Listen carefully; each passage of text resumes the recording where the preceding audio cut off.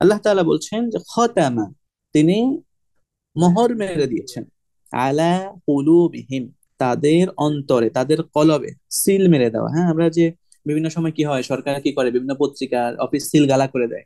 তারপরে তাবিজের এই আছে, আমরা বাংলাদেশের মানুষ এগুলো খুব ভালো করে চিনি, তাবিজ। ভারতীয় উপমহাদেশে এগুলোর প্রচলন অনেক বেশি। তো সেখানে দেখা যায় তাবিজ এর যে ছোল আছে, ঠোঙা, তো সেটার ভেতরে কিছু লেখা বা বিভিন্ন জিনিস থাকে, আর বাহিরে মোম দিয়ে এটাকে কি করা হয়, অথবা গালা দিয়ে এটাকে আটকিয়ে দেওয়া হয়।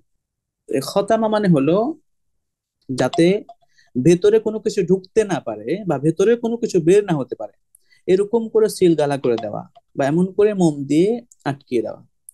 তো আল্লাহ তাআলা খতাম আল্লাহু আলা কুলুবিহিম, তাদের অন্তরে, তাদের হৃদয়ে, তাদের কলবে মোহর মেরে দিয়েছেন, সিল মেরে দিয়েছেন, সিল গালা করে দিয়েছেন, যে অন্তরে কিছু ঢুকবেও না এবং অন্তর থেকে বেরো হবে না।